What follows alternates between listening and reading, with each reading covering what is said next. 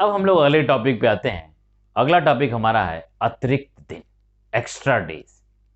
अतिरिक्त दिन का कैलेंडर में बहुत उपयोग है। तो सबसे पहले आप जानिए अतिरिक्त दिन होता क्या है। हफ्ते के बाद बचा हुआ दिन अतिरिक्त दिन कहलाता है। जैसे 8 दिन है तो मैं पूछूं कितने अतिरिक्त दिन हो गए, तो आप 8 को किससे भाग देंगे? 7 से भाग देंगे। तो एक हफ्ता पूरा कंप्लीट, और एक हफ्ते के बाद जो एक दिन बच गया, ये जो बचा हुआ दिन है, यही आपका क्या कहलाता है? अतिरिक्त दिन या एक्स्ट्रा डेज। ठीक।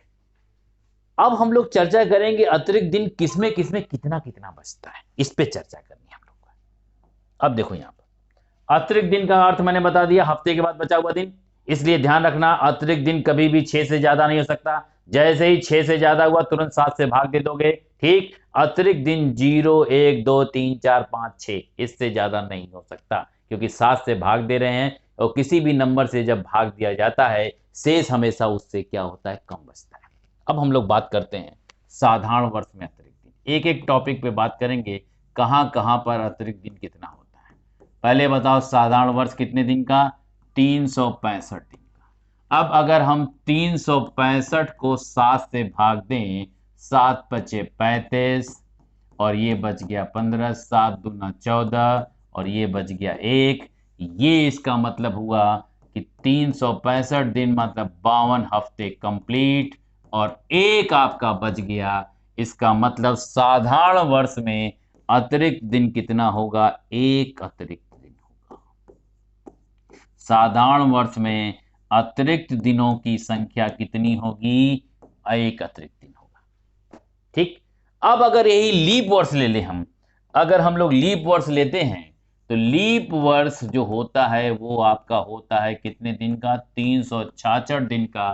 तो 366 को अगर आप 7 से भाग देंगे, 7 पचे 35, 1, 7 दूना 14, 2, इसका मतलब यहां पर हुआ 52 हफ्ते कंप्लीट हो गए, और 2 दिन बच गया। यही 2 दिन अतिरिक्त दिन है। तो लीप वर्षों में अतिरिक्त दिनों की संख्या कितनी होगी? 2 अतिरिक्त दिन। तो साधारण वर्ष में एक अतिरिक्त दिन, और लीप वर्ष में 2 अतिरिक्त दिन। ठीक।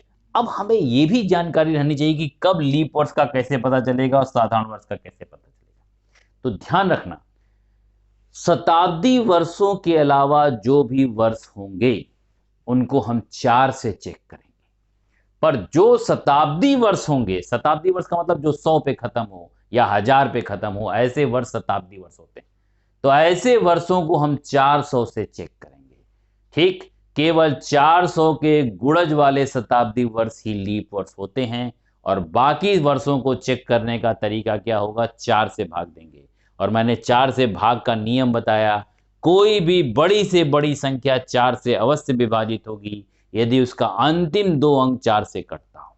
जैसे मैं आपसे पूछूं 1900, 1800, 1700, 2000, इनमें मैं पूछूं कौन सा लीप वर्ष है, जैसे मान लीजिए ये ए है, बी है, सी है, डी है, तो इनको हम किससे? 4 से नहीं चेक करेंगे, 4 सब कट जाएंगे। इन सबको हम चेक करेंगे किससे?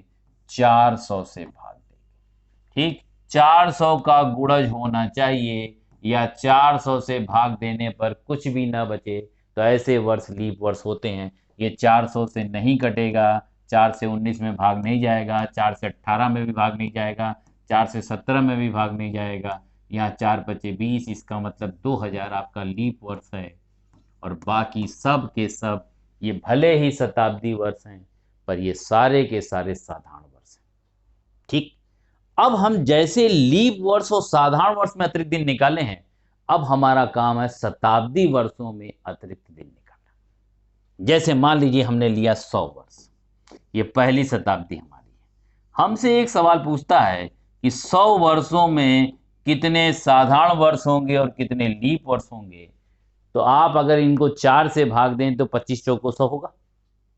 पर चूंकि 100वां वर्ष लीप वर्ष नहीं है, इसका मतलब इन 100 वर्षों में 76 आपके साधारण वर्ष होंगे,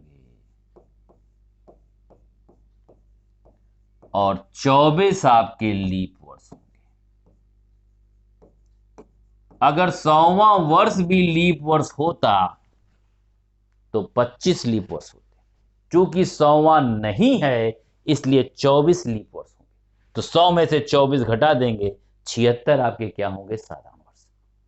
अब अगर मैं पूछूं इसमें 100 वर्षों में अतिरिक्त दिन कितने होंगे, तो मैंने अभी तुमको बताया साधारण वर्ष में एक साधारण वर्ष में एक अतिरिक्त दिन, तो 76 साधारण वर्षों में 76 अतिरिक्त दिन, और एक लीप वर्षों में 2 अतिरिक्त दिन, तो 24 लीप वर्षों में 24 दूना 48 अतिरिक्त दिन।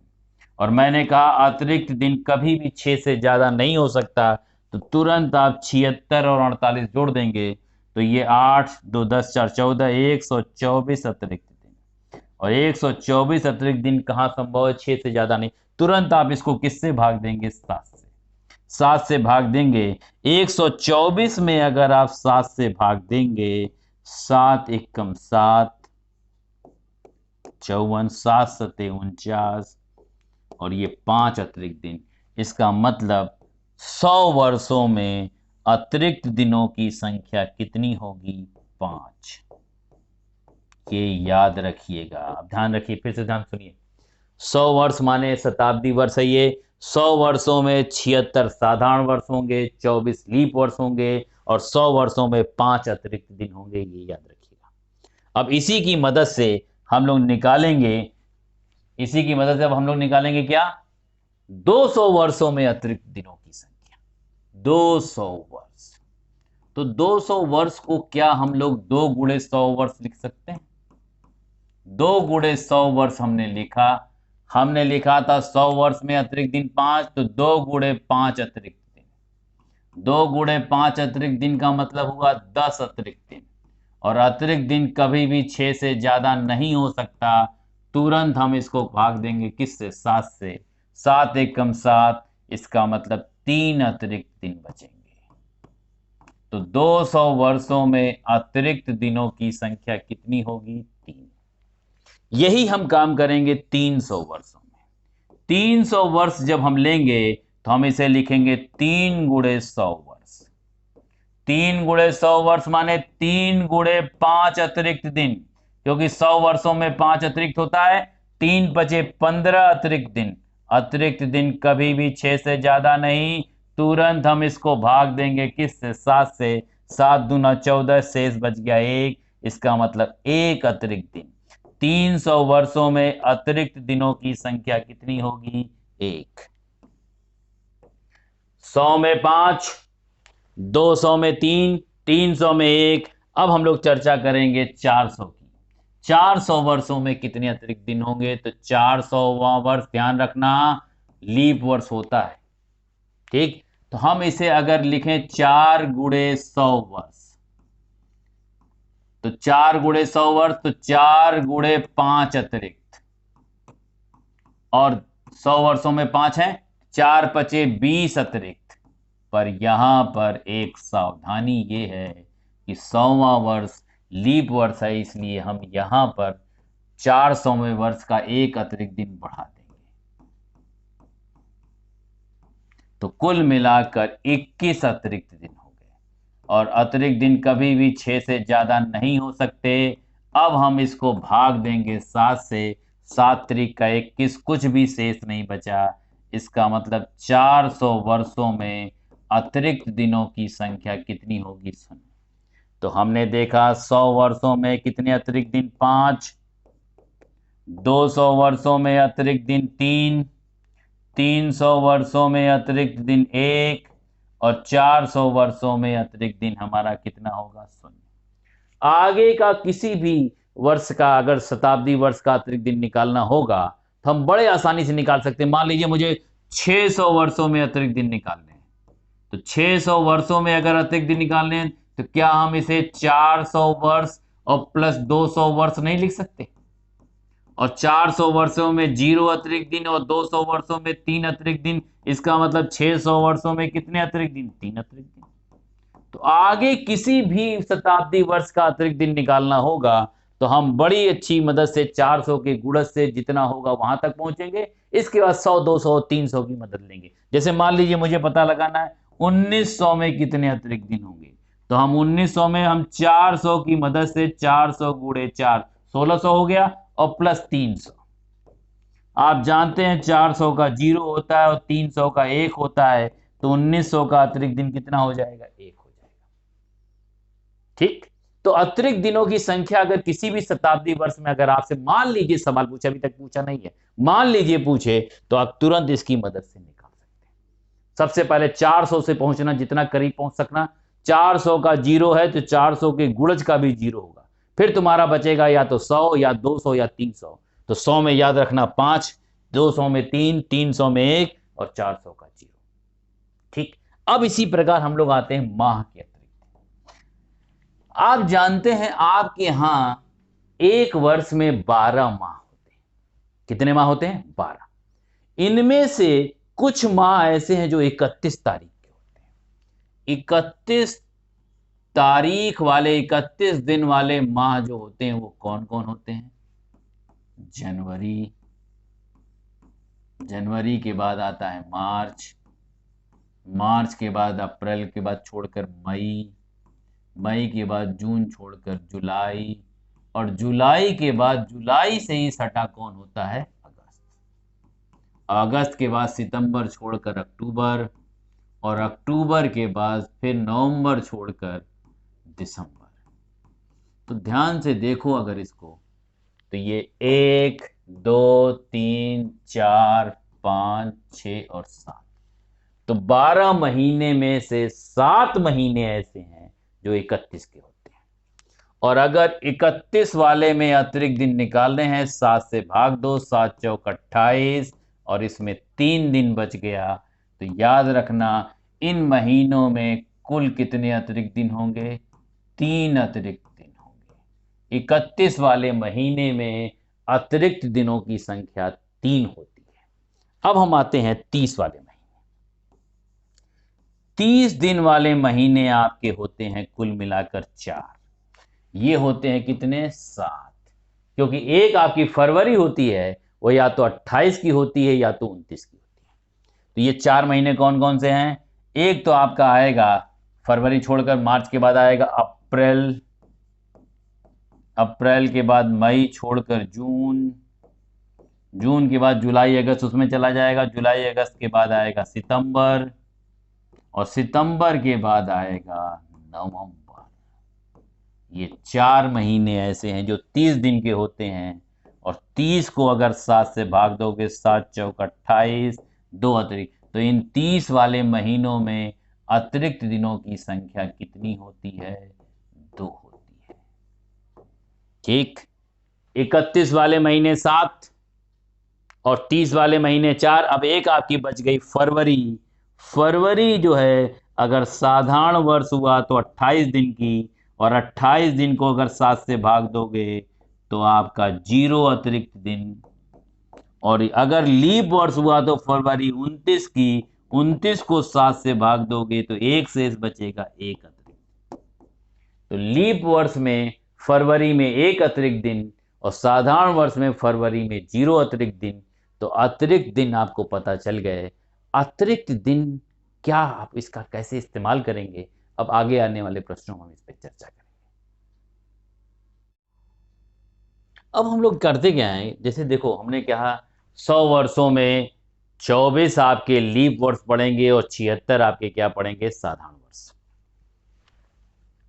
तो 100 वर्षों में लीप वर्ष और साधारण वर्ष हमें देखने हैं। यहां मैंने लिखा साधारण, और यहां लिखा लीप वर्ष। तो 100 वर्षों में 76 आपके साधारण वर्ष और 24 आपके लीप वर्ष। अब ऐसे ही अगर आप 200 वर्ष लेते हैं, चूंकि 200 वर्ष भी लीप वर्ष नहीं है, तो यहां पर आपके 48 पड़ेंगे क्या? लीप वर्ष। और 200 में से 48 आप घटा देंगे तो 152 आपके पड़ेंगे क्या? साधारण वर्ष। 300 वर्षों में 24 तिया 72 होता है, तो 72 आपके पड़ जाएंगे क्या, लीप वर्ष। और आप 300 में से 72 घटा देंगे तो 200 ये हो गया, और 72 घटाएंगे तो ये 8 ये हो गया, और 9 में से 7 क्या, 228 वर्ष आपके पड़ेंगे। और 400 वर्ष में, याद रखिएगा, 400 वर्ष में, यहाँ 24 चौको 96 होता है, पर 400वां वर्ष लीप वर्ष है, तो 97 आपके लीप वर्ष पड़ेंगे, और 303 वर्ष आपके क्या होंगे, साधारण वर्ष होंगे। तो ये आपको याद रखना है कि किस किस शताब्दी वर्षों में कितने लीप वर्ष होते हैं और कितने साधारण वर्ष होते हैं। अब जरा हम आपको अतिरिक्त दिन का प्रयोग करना सिखाते हैं। जो अतिरिक्त दिन आपके होते हैं, ये अतिरिक्त दिन क्या करते हैं, जैसे मैंने कहा 100 वर्षों में 5 अतिरिक्त दिन होते हैं, 200 वर्षों में 3 अतिरिक्त दिन होते हैं, 300 वर्षों में 1 अतिरिक्त दिन होता है, और 400 वर्षों में 0 अतिरिक्त दिन होता है। और एक विशेषता मैंने आपको और बताई थी, ये जो हमारी ईस्वी की शुरुआत 1 तारीख को, 1 जनवरी 1 ईस्वी को जो शुरुआत हुई थी, वो हुई थी किससे, सोमवार से हुई थी। इसका मतलब 1 अतिरिक्त दिन सोमवार को बताता है, 2 अतिरिक्त दिन मंगलवार को बताता है, 3 अतिरिक्त दिन बुधवार को, 4 बृहस्पतिवार, 5 शुक्रवार, 6 शनिवार, और 7वां या 0 जो अतिरिक्त दिन होता है वो रविवार को बताता है। ठीक, अब जरा आइए, अब हम क्या करेंगे, अतिरिक्त दिन की मदद से शताब्दी वर्ष के अंतिम दिन ज्ञात करेंगे। अब जरा देखो यहां पर, यहां मैंने लिखा शताब्दी वर्ष, यहां मैंने लिखा अतिरिक्त दिन, और यहां मैंने लिखा शताब्दी वर्ष का अंतिम दिन। और अंतिम दिन की मदद से ही हम, ध्यान रखना, प्रथम दिन निकालेंगे। तो पहली हमारी शताब्दी जो है यहां से स्टार्ट हो रही है, पहली शताब्दी 100वां। तो आप जानते हैं 100 वर्षों में अतिरिक्त दिन 5 होते हैं, और 5वां अतिरिक्त दिन होता है शुक्रवार। इसका मतलब पहली शताब्दी का अंतिम दिन कौन था, शुक्रवार था। 200 वर्ष में अतिरिक्त दिन 3 होते हैं, और 3 अतिरिक्त दिन का मतलब दूसरी शताब्दी हमारी खत्म होगी कब, बुधवार को। 300 वर्षों में 1 अतिरिक्त दिन होता है, और 1 सोमवार को दिखाता है, तो तीसरी शताब्दी का अंतिम दिन कौन होगा, सोमवार।